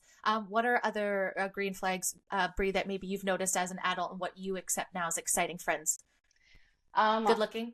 At the top of the list, okay? Like, Number enough one, said and done. Walk troll, away. Goodbye. That's it. That's all. I'm done. That's all that matters. You have to have a nice ass, and that's it. I was so Darian made a good point when I was talking to her a little bit ago, and she's like, if people don't shine your light, don't shine it back. Like, and like if they dim it, let them dim it, and then like, let them go, because it's like they're gonna do what they're gonna do, so just let them go, because you want to shine where you want to shine in different aspects of all of your life. So I think a green flag is if you like you girls, if you're heightening my vibe, I want to be around people like you. So yeah, good high frequency. Yeah, and it's yeah. like shining that mirror back, right? It's like some people you're like, hey, what's up? Look at my light, and they're like, bye, black. And then some people are like, yeah, look at how amazing you are, girl. Yes, do it. Like you're hype girls, and mean it though. Don't just say fucking words. I hate when people just say things and you just read it and you're like, that's not real. Like, mean it. I want to feel it. I want to feel Action. Yeah, for sure. Exactly. Yeah. Like, talk's great. Show me by showing up. And, that's all we ask for. It's not like money. I mean, whatever. Send me money if you want. I'll always love money and prizes. You guys all have money. Just send me money. That's how you be my friends. I'm just kidding. But yeah, like people that hype you up and that raise your frequency. Like, and again, we're all going to have our down days. We're all going to have our moments. We have to, but we acknowledge it. We're always like, hey, I see that and I validate it. But like, also look at the bright side here. Maybe, you know what I mean? Like pulling you out, like windshield wipers, right? And good friends are like windshield wipers. I said this on my a couple episodes ago with Reminder. Some people in our lives, we just got mud on our windshields and someone just needs to clear it up. We know where we're going. We know the messaging, but some shit's just got in the way and they clean it up and you're like, right, life is beautiful again. Your windshield wipers, right? What about you, Darian? Do you have any other green flags that you like to see? Yeah, for me, it's like feeling how I feel around someone. And something with you guys is that I always leave our conversations or time together feeling either inspired or looking inward. Like a lot of the times with Brandy, I'm looking inward. There's like, especially when we first became friends, because she like blew my mind with so much stuff. And it wasn't even a negative inward. It was almost like inward about the world. And Brie, you've done that with me a lot too, just in the way you think about life or the way you think about people. And I'm like, oh, how can I look at this better? So it's a feeling that they give me. And then also, are they able to check me? Like NF has a lyric that's like, I want people in my corner trying to check me, not people just gas me up. Like, that's fake to me. I love when people can say, maybe you didn't handle that so well. Like, even sometimes I've texted Brie about fights I've had with Taylor and she'll be like, that's not you, man. Instead of like, he's an asshole. Oh, man, I hate those. That's that man. You don't need that man. She's like, oh, maybe you didn't handle that well. And all my girlfriends are able to say that to me. One of my best friends, Sinead, sometimes I'll tell her about stuff and she'll be like, man, that's not true to you. You don't really feel that way. And I'm like, that's a real friend, because she could easily be like, yeah, everybody else is wrong and you're right and you're the shit. But she's like, I think you're being a little bit hot headed.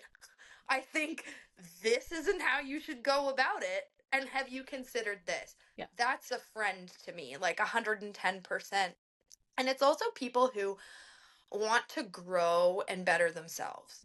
I don't need my friends to be the top dog in their industry or whatever, but are they working towards growing, because that's the path I'm on? Yeah. And not to say, like, I have no issue with people who want to be comfortable and that's what their life is. It's just that's not the person for me. So again, Inspiring. girl, I want you to eat, just not at my table with me and my friends. So Totally. it's just been able to, like, not take things personally too. I need to be able to tell my friends, like, if something's wrong. People who can't handle honesty, like, I just know that's not going to be a friendship that works. Because if we get to a place where I have to give you radical honesty and then you react with like hatred and vitriol towards me, that's not something I want to suffer either.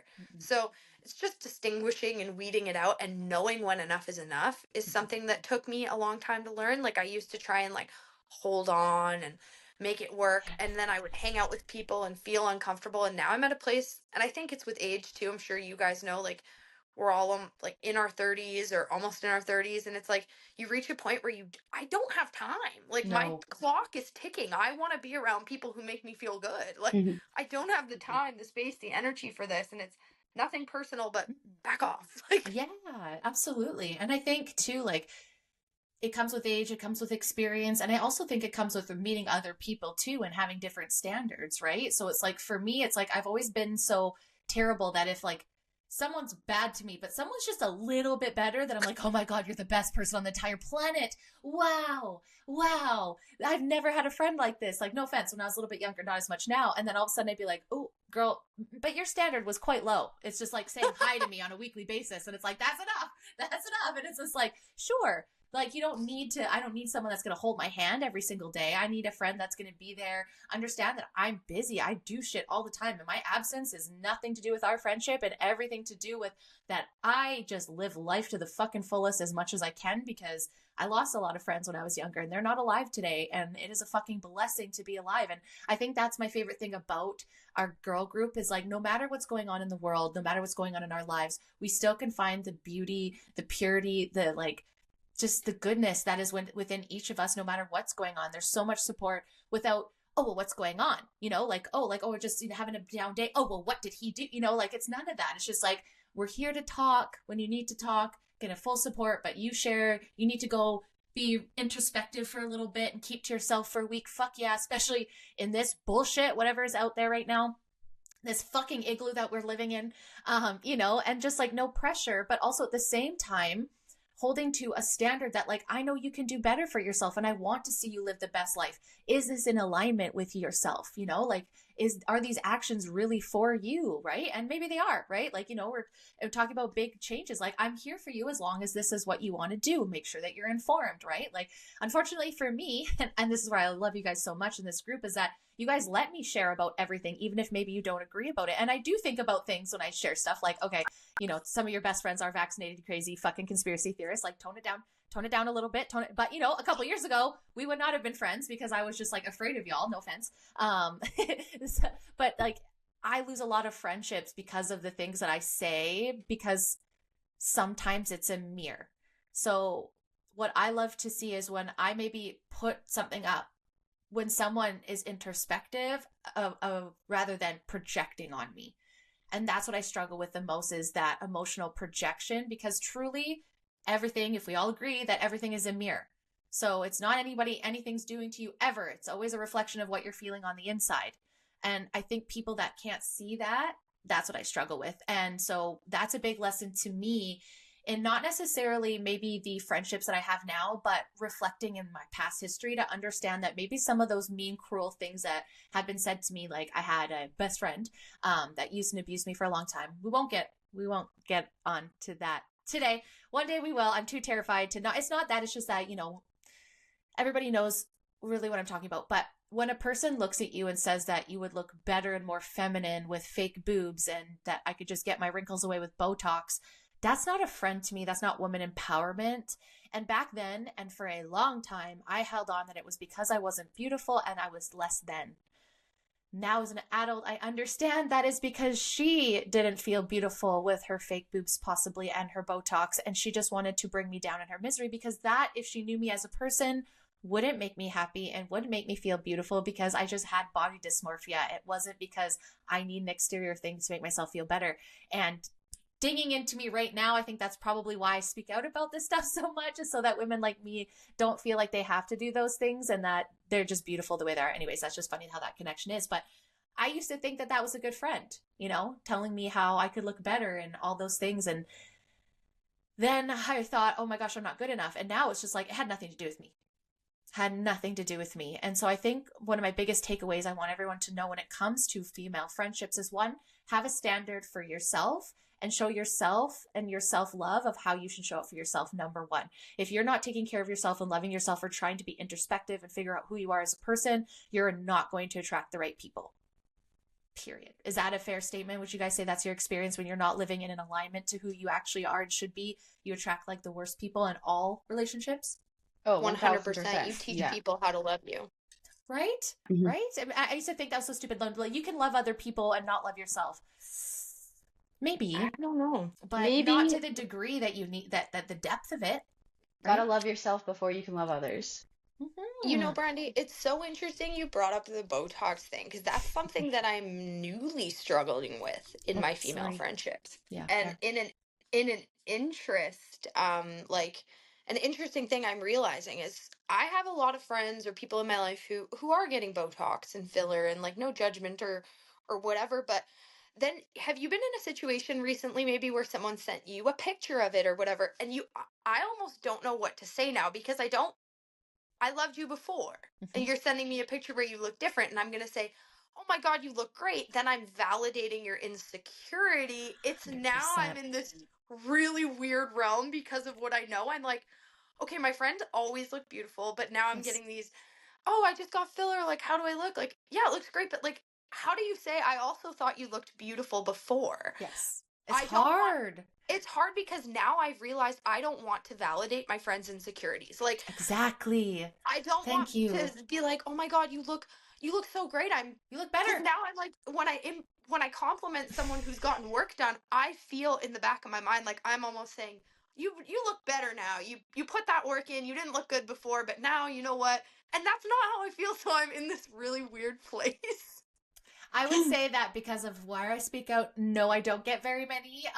But I do know that because I speak out, people avoid me or like kind of shy away from me because, and again, that I think that's like you nailed it on the head, Darian. That's where I struggle for these things, is that I don't personally think they're empowerment, because, and this goes just back to body dysmorphia. Let's just talk about anorexia. When people get really anorexic, they love to hear how skinny they are. And how good they look. And that just feeds the addiction. So I guess my challenge to everyone that is maybe asking these things or thinking about these things, to Darian's part, are you validating that insecurity? And to me, that is why I never got my boobs done or did any of those things. For one, maybe this sounds petty, but like, then you know that I'm insecure about that. That's just me, right? Because I would be getting it for insecurity. So I understand that not everyone gets it for insecurity.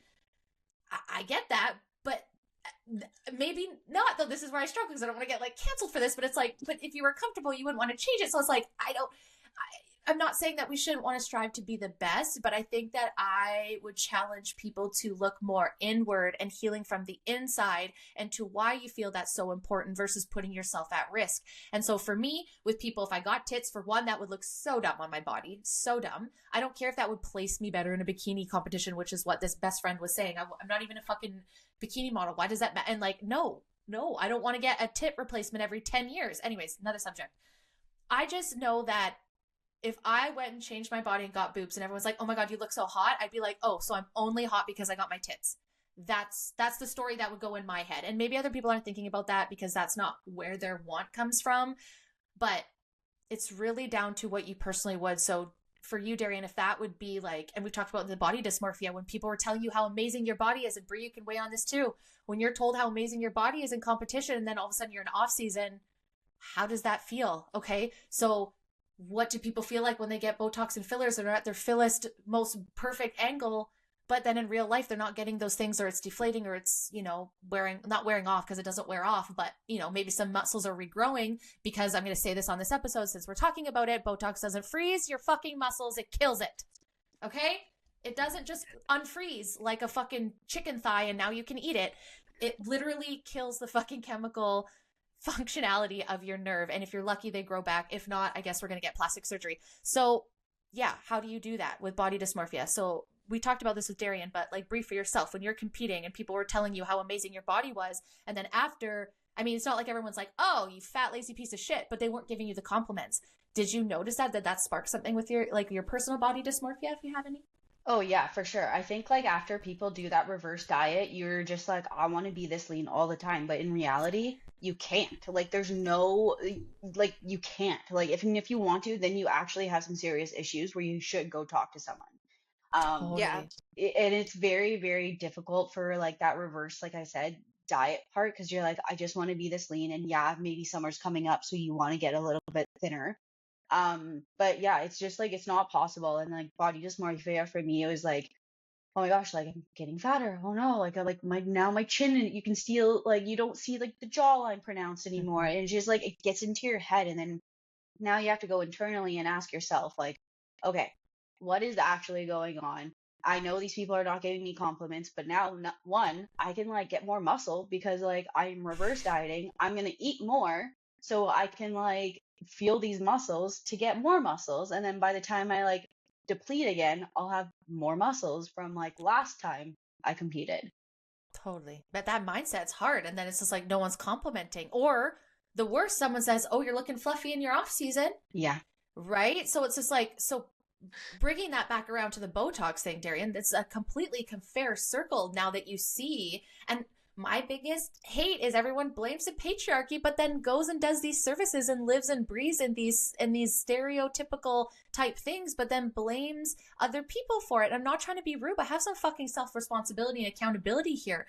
Speaking about female friendships, let's just talk about females in general and what we do and how we show up online, how that does affect other people. And is it validating our insecurities? We've talked about this before. Okay, if you're going to go get Botox, do you think I should get Botox then?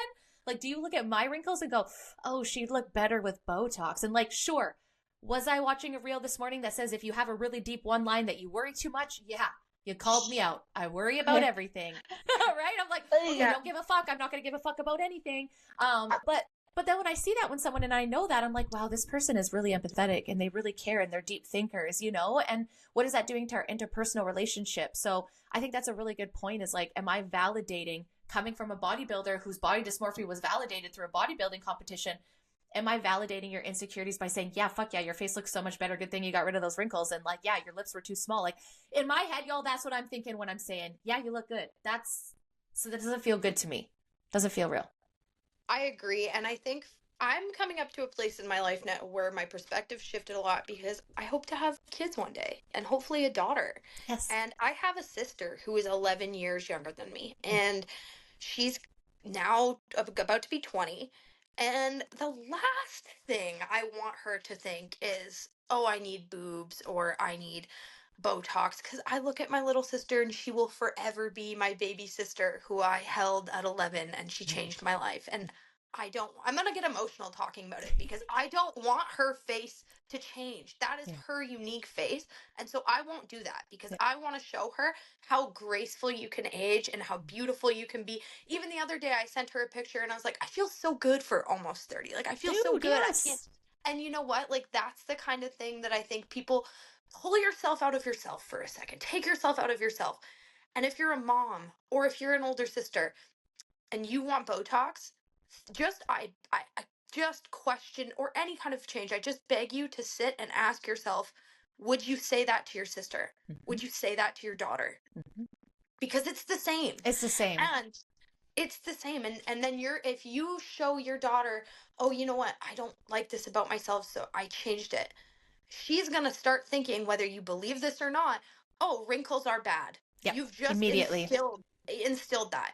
And so say what you want, but like you are doing that. And I'm struggling with that as I learn about this because now I think my friends are beautiful, and I don't judge them for what they're doing. There is no judgment. Yeah, I'm they a can do what they freedom want. person. Totally. But like, how do I compliment you? Yeah. Because I don't want to validate your insecurity. Yes, yes. And I think that's fair to say that, right? And I think your biggest come to this year, and I know was Brie the year before when I shoved all my information in her face and my podcast down her throat, was learning about informed consent. And when you know that these women aren't having informed consent because no one's fucking telling them, you know, the only time, and I'm not trying to, not trying to be rude, but sometimes it's like, I don't want you to have to realize this by being injured by it. Right? Like, Yeah. that's the last thing that I want. And again, do whatever you want. But as a friend that loves you, how am I supposed to say, with what I know, with what we've learned by the whole Never Talks group, with any podcast, we know that there are people that suffer. How am I supposed to say, yes, please put yourself at risk when I don't think that you need to be changed? Again, no, I'm not looking in the mirror every single day, but I'm telling you, you're beautiful. And I think you're amazing. And there's so much more to you. And if you're not taking that for face value, I think there's something deeper than just putting Botox in your face and removing the interpersonal relationships as well and changing yourself. So to your point, it's like, is it the same thing as telling a drug addict, like, and keep doing drugs with them and keep doing coke every weekend? Is that the same thing as like validating all of these risk-taking things like surgeries and fillers and all that kind of stuff? Again, I'm for everyone doing whatever they want to do, but 90% of people aren't informed of what's going to happen. If not scientifically with your body and biologically, spiritually, mentally, what that's doing. Because again, like, that's why I haven't done anything, is that I don't want to validate that my wrinkles are the most important thing about myself, because they're the least important thing about myself. But I know when people come up to me and they see me smile and they see that my face moves, I immediately almost feel like people think they can trust me. Maybe it's just my face, but like, I don't know. Cause then it's just like, if I'm not caught up in the patriarchal need to look a certain way, then I think I'm pretty much can be considered a free thinker and not ruled by the mob and how I should look. Like when people say fuck the patriarchy, I'm like, I feel like I'm like fucking it the most. That was very sexually driven. But like, I'm fucking it the most. You kind of are though. I am because, though. I'm not doing all the things that they make money off of. What blows my mind and fucking kills me when these women are like, the patriarchy. You know who makes money off of your Botox injection? Probably a fucking dude. A man. The patriarchy. Victoria's Secret is owned by one of the most wealthiest, dirtiest men on planet Earth. It all goes up to the same people. So it's like, but it's okay. And like how it's delivered, it's like, okay, like James Charles or Jeffree Star, like those makeup guys that tell you you're not beautiful and make millions of dollars. Well, maybe not millions, but tons of money off of your makeup. It's like, okay, so he's allowed to tell you that you need makeup. Like, what? But then this white old man that's making, but you're literally feeding it. So why don't you actually fuck the patriarchy and don't do any of it and grow and again, do what you want, but just be aware, you guys. Like, we've talked about this and we're on the same journey of like removing toxins. Well, no, it's like this whole like the first place to start, man, injecting the toxins that are going in. And that's across the board. Like, you know, I just anywhere, like I'm not saying I'm not being anti-vaccine, just being aware of it, because you cannot have a natural body and then continually to put all these chemicals in there over time and stress it out and do all these things and not expect some sort of reaction at some point. I just don't believe it in my body. Yeah. Oh, I kind of went a little bit away from female friendships. But it falls into female empowerment and how we show up as friends, right? Because I would never tell you guys, like, if one of you, I don't even think any of you would tell me that. I know that you wouldn't. You wouldn't be like, I got Botox. I'd be like, are you okay? Actually, I feel comfortable enough with the two of you that if one of you guys came to tell me I'm thinking about getting Botox, I'd be like, are you okay? Yeah, are you need a hug? Like, is everything okay at home? Like, and I do think it is female friendship, because I love how this, if any young girls are listening to this or women in general, this is how a female conversation should be. We're not saying like we dislike our friends who did it. We're literally just talking about the world we're in. We're experiencing it together. We're living our shared experience. And that is friendship. I'm never going to expect my friends to live life the way I do, because that's not normal. I just want them to be open to it. Yeah. I totally agree. Go ahead, Brie. And that's the thing too, like just like speak out and like say your opinion and stuff, but also like ask more questions, like why. I think that's, for me, it was what I wanted to do when I was younger, just ask more questions. Like we're always told, okay, do this, do this, do this. Okay, cool, I'll do it. But it's just like now growing up, it's like I should have asked whys more. And like, yeah, you're in a cult, man. It's hard when you're in a cult. Just kidding. I even told Brandy that the other day. I was like, man, I should just ask more whys, just in general. But like, but why? But why? But then like, and then just like, and if they give you an answer and you're like, I don't understand it, but why? you know? A little bit more. A little bit Definitely. more. Give me more so I can understand it a little bit. Yeah. Yeah. And I think a lot of the stuff like judgment, which I don't always think is bad, but it's just fear. It comes from a lack of understanding and not knowing something, right? So it's like, I don't know. It's just always good to be more honest and talk things through and just being open and being real. And I think that's as we age and we've gone through stuff that we're just tired of not friendships like that, not friendships that are going to show up and be like, hey, I'm a mess today. Or, hey, like, I just think it's so funny, especially at the beginning of our friendships when, especially because me and Brie were friends first. Obviously, you two were friends first. But then it was like Darian learning how chill I am. And she's like, oh, I'm so sorry. I got so busy this week. I'm like, girly, I am in corporate cannabis. I run a podcast. I am fucking busy. Do not be upset because I get time syndrome where a week goes by and I was like, oh my God, I haven't talked to anybody. It's not personal. It's because we're just so busy. But it's like, it was just beautiful to be like, you cared about my feelings that you thought that I would be upset, right? And it's just, like, so I guess wrapping it all around, the advice I have for women, one, don't hold so much weight on what friendships were like growing up. Yeah. We're all weird. Weird shit was going on. Your bodies are weird. People are weird. It's whatever. Really look at it as everyone was just trying to learn shit, right? So if you're holding on to something as a childhood, I know that that's hard sometimes, but bullies, anything like that, really look at it as what were they projecting, right? It wasn't me. They probably had bad homes. Not saying that's okay, but grace. Have a little bit more, especially in the past. Now, as adults, have grace and understanding. But when those boundaries have been communicated and continually disrespected, it is absolutely okay for you to pull yourself away and you don't need to explain yourself. You don't need to just slowly remove yourself and things will fall as they may. And also as an adult, realize that just happens. Like there was this, a girlfriend in the past shared, it's like this whole poem. And essentially, I think you guys know it. It's a friend's either there for a reason, a season, or a lifetime, right? Yeah. Mm-hmm. None of those are bad people. We're not bad people. They're not bad people. It's just where we are in time, what frequency we're on. Like they just dropped off the frequency, or maybe we dropped off or whatever. Maybe you get back on the same level at sometimes, maybe you don't.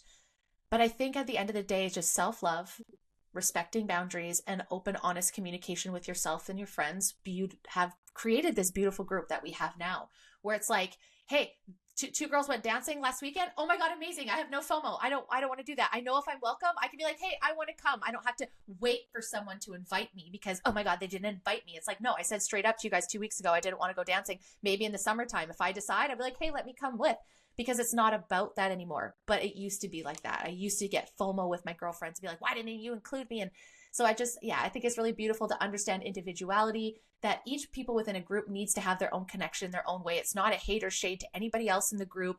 It's just building unique relationships to then now have this group where it's like, some of us go boxing, some of us do class on Sunday, some of us go dancing, in the summer, we'll all be on paddle boards at the beach together, some of us go for hikes, and there's no anger or judgment or stress. And it's just so beautiful. So yeah, that's my kind of piece, is just like being self-love, being accepting, being open, but holding your boundaries and respect for yourself. Brie, do you have any parting words of some advice that you would give through your learning of adult friendships now, female? Yeah, just allowing safe space though too. And then like the second part of that is like, if people want to come to into your life, then let them. If they want to like exit your life, then let them. It's like it's not your time, it's not your energy anymore. If you want to have it reciprocated, then do the work as well. Yeah, totally. Yeah. Show up how you want to be shown up for. Yeah. Put in the work. Or even be honest about it, being like, hey, I'm really not good at this, but I'm trying. Can you help me? Yeah, and then it's just like, now you got to take your power back and be like, okay, setting those healthy boundaries, whatever, how you respond to it is how you respond to it too. Yeah, totally. And we know as we go through stuff and we're more honest, it's easier, right? And then it's like not even difficult anymore. Like I feel like I could just be honest, like even like with relationships, like Brie, you were one of the first friends that I was like, I'm actually going to be fucking totally for real with what I think when she gives me the space to. When she's like, okay, and I'm like, I have an honest opinion. You let me know when you want to receive it. And it was like, hey, what's your honest opinion? And I was like, okay, great. I was like, I'm so uncomfortable, but I'm going to do it because I care about her and I want to be honest with her, not just say what she wants to hear, specifically in like this one specific relationship part. But that was the first time I was like, oh my God, she accepted it. And she was and I was like, this is great. So like, thank you for cultivating real honest conversations through hard times, because I'm not good at that. I was really good just at the fluffing. And I was like, no, she wants me to be honest. I'm going to be honest. So thank you for being that inquisitive, journalist that's got to know more, and not just taking things and being like, yeah, no, I think your relationship's good. You're like, do you though? And I'm like, she called me out. Shit, she's seen through it. So thank you for helping me foster that, because now it's opened me up to being like, hey, yeah, I can be honest with my friends. It's like, you know, okay, I don't love this guy, but I love you and I'm happy for you. And if you're happy, and then the minute you're not happy, though, we're going to drop the things that I'm not happy about. Just kidding. Because we don't know, right? We don't know everything in our friendships. We only know what our friends tell us and what we see on the outside too, right? So to get so aggressive about someone's spouse or friend, I'm like, I kind of like retreat a little bit and just like, I'll stay here and be here, but I'm not going to be like fucking dump them or leave them until it's like, okay, yeah, your heart's been stomped on a few times now. I'm over being nice to this person. What about you, Darian? Do you have any advice for leading for female friendships in your 20s, 30s as adults?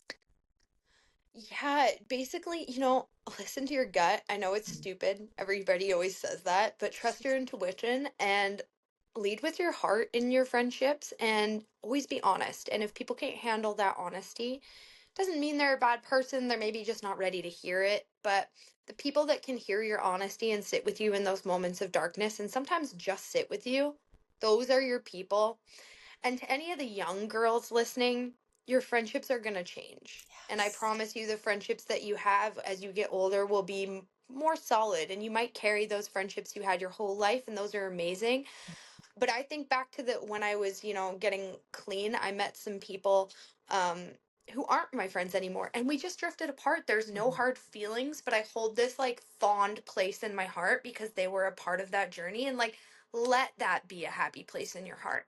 Friendships are allowed to dissolve and you can still hold those happy memories just like a relationship.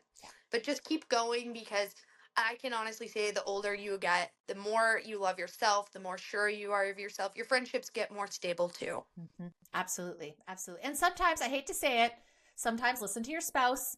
Okay. Yes. I will say that like Grant can pick one out from a mile away and I'm like, no, she's different. She's different this time. And I'm like, and he's like, no, she's not. And I'm like, she is though. And he's like, I didn't even know her, but I know she's not.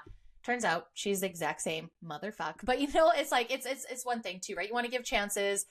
I think to just speaking on that, if you do have old friendships that fail away, I think it's okay to try and reopen it as long as you are a different person and you're not going to accept that bad behavior anymore and you will shut things off. Because, Brie, you're one of the biggest people I know with second chances and other chances, right? Like, so totally do that. But as adults, we need to make sure that these people have changed and that you have changed too. Maybe that person, sorry, let me repeat that they haven't changed, that you have changed and you're not going to accept that behavior anymore, right? And we've seen that with me recently last year, and it was just like, no, I thought this person had changed. They hadn't. It's displaying the same behaviors. I gave it a try, but now I'm really glad that I did that because I seen the growth in myself and was like, I'm not tolerating that kind of friendship anymore and I'm done. And I walked away and it was all good. So yeah, don't hold on to things. Understand that most of the time people are just doing their own things. But at the same time, if someone shows you who they are consistently, believe them.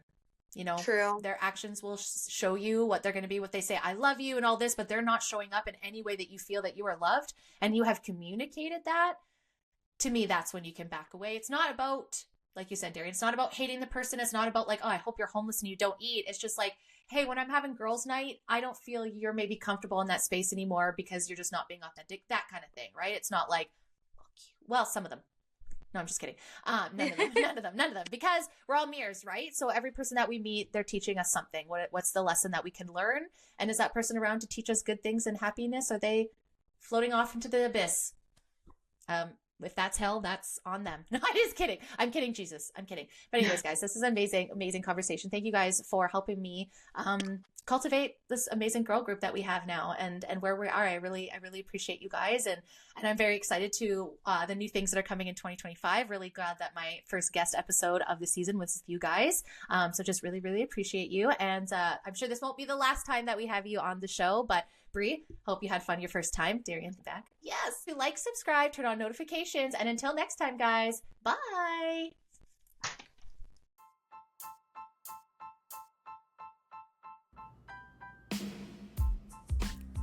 Thank you guys so much for listening. I truly appreciate the support.